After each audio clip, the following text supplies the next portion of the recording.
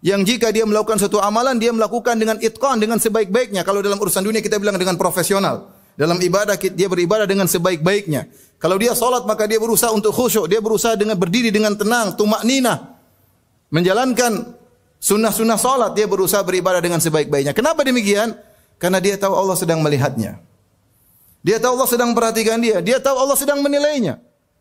Seorang kalau dia sedang melakukan suatu kegiatan kemudian dilihat oleh banyak orang, dia akan melakukan kegiatan dengan sebaik-baiknya. Ya. Itu penilaian manusia. Bagaimana dengan Allah Rabbul Alamin? Ya. Oleh karenanya, jika seorang tahu Allah melihatnya, dia akan berusaha sebaik-baiknya. Kalau dia berbakti kepada orang tua dengan sebaik-baiknya. Kalau dia solat dengan sebaik-baiknya. Kalau dia berdakwah dengan sebaik-baiknya. Kalau dia menulis dengan sebaik-baiknya. Kalau dia menjalankan kewajibannya sebagai petugas pemerintah, dia menjalankan dengan sebaik-baiknya. Kenapa? Dia tahu Allah sedang menilainya. Ini manfaat daripada itqan, daripada al-ihsan. Wa ahsinu innallaha yuhibbul muhsinin. Berbuat ihsanlah kalian, sungguhnya Allah mencintai orang-orang yang berbuat ihsan. Dan di antara keutamaan yang teragung dari ihsan adalah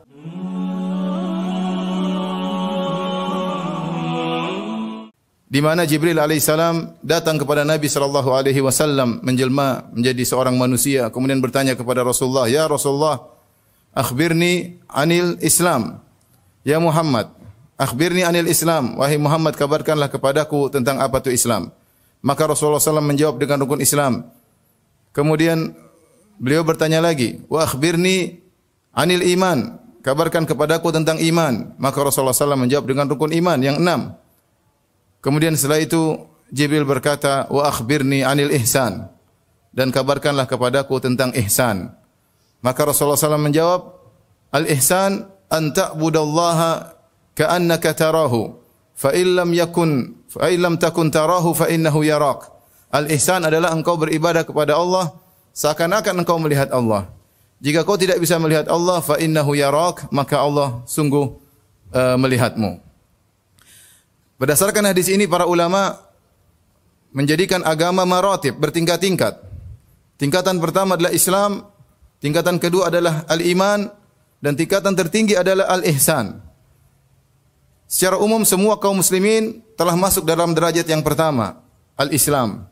Jika dia telah mengucapkan asyhadu an la ilaha illallah wa asyhadu anna Muhammadar Rasulullah, maka telah masuk dalam derajat al-Islam. Tetapi apakah semuanya masuk dalam derajat al-iman? Belum tentu. Oleh karenanya Allah Subhanahu wa taala berfirman dalam surat Al-Hujurat, "Qalatil a'rabu amanna, qul lam tu'minu walakin qulu aslamna." Berkata orang-orang Arab Badu yang mereka baru saja masuk Islam di akhir-akhir perjalanan kehidupan Nabi sallallahu alaihi wasallam, mereka baru masuk Islam.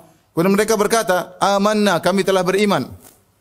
Kata Allah Subhanahu wa taala, Allah bantah, "Qul lam tu'minu walakin qulu aslamna." Katakanlah wahai Muhammad kepada mereka, lam tu'minu, kalian belum beriman. Walakin qulu aslamna, tapi katakanlah kami telah Islam. Demikian juga dalam hadis Sa'ad bin Abi Waqqas radhiyallahu taala anhu, ketika Rasulullah SAW membagi pemberian kepada para sahabat, ada seorang sahabat yang Nabi tidak berikan pembagian kepadanya. Maka Sa'ad bin Abi Waqqas berkata, "Ya Rasulullah, a'ti fulanan fa innahu mu'minun." Ya Rasulullah, berilah pemberian kepada si fulan, sungguhnya dia seorang mukmin. Nabi katakan, "Au muslim," atau muslim. Kata Sa'ad bin Abi Waqqas, "Aku ulangi lagi. Fa innahu mu'min," sungguhnya dia mukmin. Kata Nabi, "Au muslim," atau belum iman, masih muslim. Sampai 3 kali. Yang ini menjelaskan bahwasanya ada tingkatan antara Islam dengan iman. Ya. Seorang ketika sudah Islam, maka dia berusaha meningkatkan derajatnya sampai pada tingkatan iman. Dan Islam berkaitan dengan amalan-amalan zahir, adapun iman berkaitan dengan amalan-amalan hati. Makanya rukun iman berkaitan dengan amalan hati. Antu'mina billahi wa malaikatihi wa kutubi wa rusuli wal yaumil akhir. Beriman tentang hal-hal yang gaib, yang itu semua tempatnya di hati.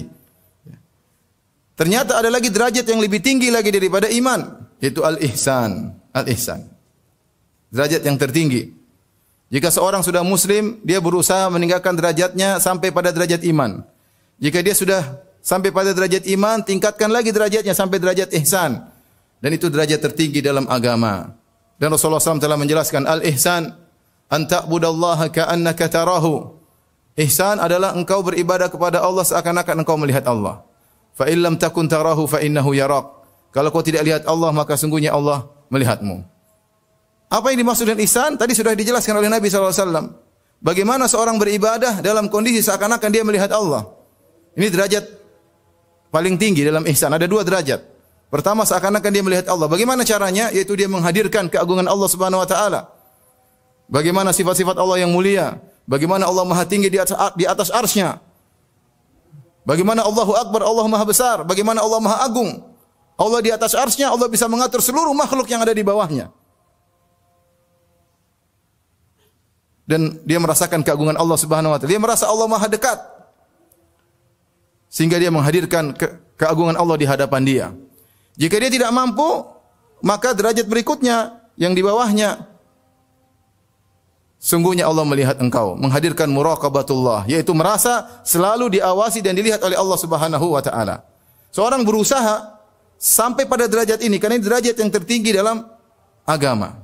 Ma'asyiral muslimin yang dirahmati oleh Allah Subhanahu wa taala. Karenanya al-ihsan berkaitan dengan Islam dan iman. Seorang tatkala menjalankan Islam disertai dengan kondisi ihsan. Seorang tatkala menjalankan iman disertai dengan kondisi ihsan. Allah Subhanahu wa taala dalam ayat-ayat menggandengkan antara ihsan dengan amal dan iman. Seperti firman Allah Subhanahu wa taala, "Innal ladzina amanu wa 'amilus shalihat, inna la nudhi'u ajral muhsinin." Sungguhnya orang-orang yang beriman dan beramal saleh,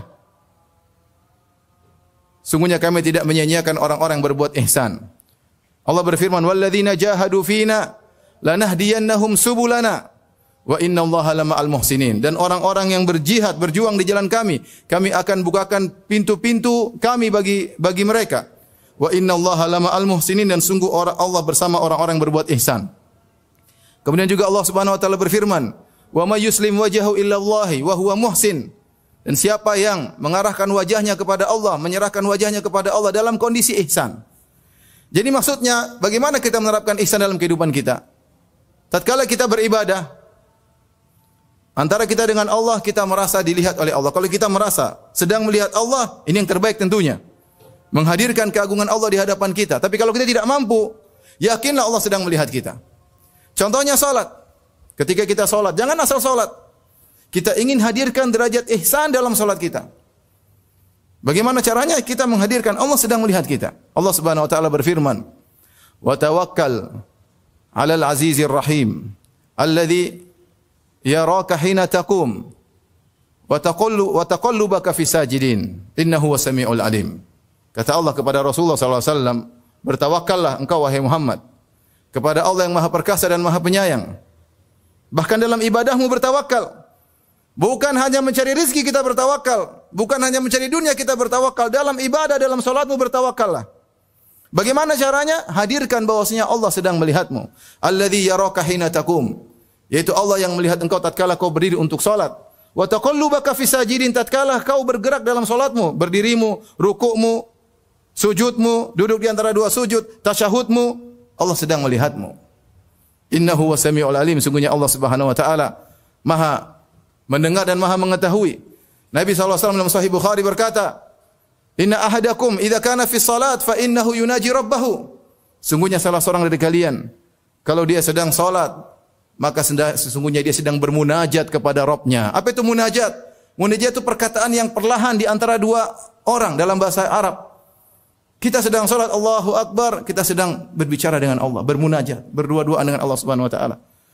Makanya dalam hadis dalam Sahih Muslim Allah berkata, "Qasamtu salat nisfain," aku menjadikan Al-Fatihah menjadi dua bagian. Kemudian kata Allah Subhanahu wa taala, "Wa idza qala 'abdi alhamdulillahirabbil alamin."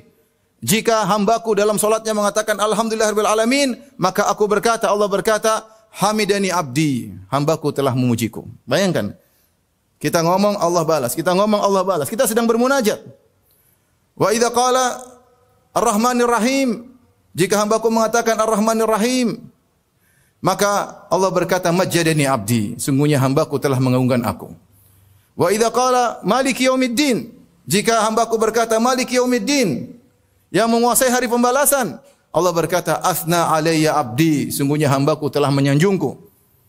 Maka seorang ketika salat untuk menghadirkan derajat ihsan, dihadirkan itu semua. Ingat, pesan-pesan Nabi SAW bahwasanya kita sedang berhadapan dengan Allah Subhanahu wa taala. Ini contoh kita menghadirkan ihsan dalam ibadah kita. Ibadah antara kita dengan Allah Subhanahu wa taala. Dalam segala hal, kita baca Quran, kita salat malam, ya. Kita berpuasa, hadirkan Allah sedang melihat kita.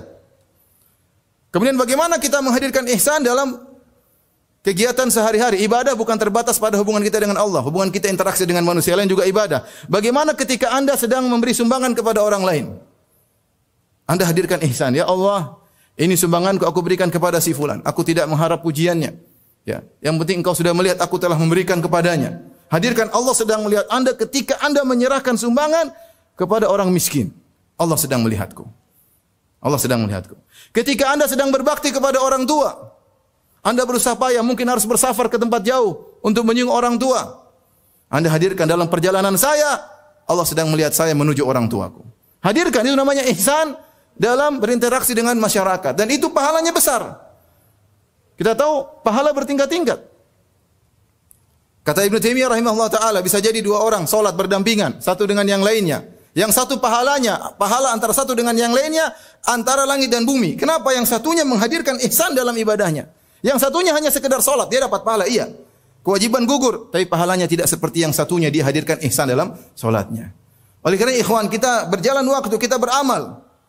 Maka hadirkan ihsan dalam kehidupan kita, ya, dalam kegiatan kita sehari-hari, sehingga kita sampai pada derajat tertinggi dalam agama dan kita meraih pahala sebesar-besarnya dari Allah Subhanahu wa taala. Sungguhnya jika seorang telah mencapai derajat ihsan, maka akan memudahkan dia pertama untuk ikhlas kepada Allah Subhanahu wa taala.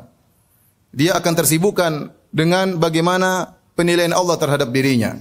Bagaimana komentar Allah terhadap perbuatannya. Karena dia yakin Allah senantiasa melihat dan mengawasi apa yang dia lakukan. Makanya di antara definisi ikhlas adalah, ya, meninggalkan pandangan manusia karena sibuk dengan pandangan Allah kepadanya. Di antara definisi ikhlas yang disampaikan oleh para salaf adalah meninggalkan pandangan manusia terhadap perbuatannya karena sibuk dengan pandangan Allah terhadapnya. Jika seorang selalu meyakini Allah melihat apa yang dia lakukan, dia tidak terlalu peduli dengan komentar manusia. Dia tidak peduli dengan komentar netizen. Dia tidak peduli dengan komentar orang-orang yang berkomentar. Yang penting bagi dia bagaimana komentar Allah terhadap perbuatannya. Maka kebanyakan orang kalau susah untuk ikhlas, kenapa? Karena derajat ihsan hilang dari dirinya. Maka seorang berusaha melatih dirinya untuk yakin bahwasanya Allah sudah melihat saya. Kalau Allah sudah lihat, sudah selesai. Saya tidak butuh lagi dengan pujian manusia. Saya tidak butuh lagi dengan balas jasa manusia. Allah sudah lihat, ada balasannya di sisi Allah Subhanahu wa taala. Ini yang pertama. Di antara faedah al-ihsan adalah seorang akan melakukan amal saleh dengan itqan, dengan amal yang terbaik. Innallaha yuhibbu idza amila ahadukum amalan an yutqinahu. Kata Nabi sallallahu alaihi wasallam, sungguhnya Allah suka, Allah mencintai seorang yang jika dia melakukan suatu amalan, dia melakukan dengan itqan, dengan sebaik-baiknya. Kalau dalam urusan dunia kita bilang dengan profesional. Dalam ibadah dia beribadah dengan sebaik-baiknya. Kalau dia salat maka dia berusaha untuk khusyuk, dia berusaha dengan berdiri dengan tenang, tumakninah. Menjalankan sunnah-sunnah salat, dia berusaha beribadah dengan sebaik-baiknya. Kenapa demikian? Karena dia tahu Allah sedang melihatnya. Dia tahu Allah sedang perhatikan dia, dia tahu Allah sedang menilainya. Seorang kalau dia sedang melakukan suatu kegiatan kemudian dilihat oleh banyak orang, dia akan melakukan kegiatan dengan sebaik-baiknya. Itu penilaian manusia. Bagaimana dengan Allah Rabbul Alamin? Ya. Oleh karenanya, jika seorang tahu Allah melihatnya, dia akan berusaha sebaik-baiknya. Kalau dia berbakti kepada orang tua dengan sebaik-baiknya. Kalau dia solat dengan sebaik-baiknya. Kalau dia berdakwah dengan sebaik-baiknya. Kalau dia menulis dengan sebaik-baiknya. Kalau dia menjalankan kewajibannya sebagai petugas pemerintah, dia menjalankan dengan sebaik-baiknya. Kenapa? Dia tahu Allah sedang menilainya. Ini manfaat daripada itqan, daripada al-ihsan. Wa ahsinu innallaha yuhibbul muhsinin. Berbuat ihsanlah kalian, sungguhnya Allah mencintai orang-orang yang berbuat ihsan. Dan di antara keutamaan yang teragung dari ihsan adalah memandang wajah Allah pada hari kiamat kelak. Dalam Sahih Muslim, Rasulullah sallallahu alaihi wasallam bersabda, "Idza dakhala ahlul jannatil jannah." Jika penghuni surga telah masuk dalam surga, yaqulullahu tabaraka wa ta'ala, maka Allah berkata kepada para penghuni surga, Turiduna syai'an azidukum. Maukah aku tambahkan bagi kalian kenikmatan yang lain? Para penghuni surga heran. Apalagi yang mau ditambahkan? Seluruh nikmat sudah mereka rasakan. Apa yang mereka minta dikabulkan, apa yang mereka hasratkan dikabulkan, apalagi mau ditambahkan? Maka para penghuni surga berkata kepada Rabbul Alamin, Alam tubayyit wujuhana. Ya Rabb kami, bukankah kau telah menjadikan wajah kami berseri-seri? Wa tudkhilnal jannah, kau telah masukkan kami ke dalam surga. Wa tunjina minan nar, dan kau telah menyelamatkan kami dari neraka jahanam. Apalagi ya Rabb? Maka Allah Subhanahu wa taala berkata, Nabi sallallahu alaihi wasallam bersabda, "Fayakshiful hijab." Maka Allah mengangkat hijabnya. "Fama u'tu syai'an ahabba ilaihim minan nadhari ila rabbihim." Maka tidaklah mereka diberikan kenikmatan yang terindah, yang terbaik seperti melihat wajah Rabb mereka. Kemudian Nabi sallallahu alaihi wasallam bacakan firman Allah, "Lilladzina ahsanul husna wa ziyadah." Bagi orang-orang yang melakukan ihsan, mereka mendapatkan surga, al-husna wa ziyadah, dan tambahan yaitu melihat wajah Allah Subhanahu wa taala. Kalau kita renungkan, derajat ihsan itu sebenarnya kunci ketenangan hidup yang sesungguhnya. Banyak orang zaman sekarang rajin beribadah, hafal bacaan sholat, bahkan semangat mengikuti kajian, tapi sayangnya sering masih terjebak pada formalitas. Sholatnya jalan, puasanya jalan, sedekahnya juga ada, tapi sikapnya dalam kehidupan sehari-hari kadang masih tidak mencerminkan kedekatan dengan Allah. Lidahnya masih mudah mengucapkan kata-kata kasar, hatinya masih gampang iri, amalnya kadang diselipi riya. Inilah bedanya antara ibadah yang hanya sekedar rutinitas dengan ibadah yang sampai pada derajat ihsan. Kalau seorang benar-benar beribadah dengan perasaan seakan-akan ia melihat Allah, atau minimal yakin bahwa Allah selalu melihat dirinya, maka setiap detik kehidupannya akan penuh rasa malu kepada Allah.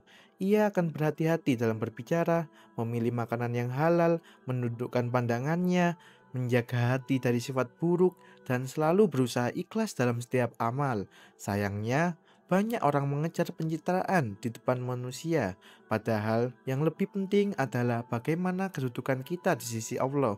Ihsan itu menjadikan seseorang tidak mudah goyah, meskipun orang lain tidak melihatnya, karena ia tahu Allah selalu memperhatikannya. Kalau nilai ini bisa kita tanamkan dalam hati, maka bukan hanya ibadah ritual yang jadi lebih berkualitas, tapi seluruh aspek hidup kita akan lebih tenang, terarah, dan penuh keberkahan. Barakallahu fikum.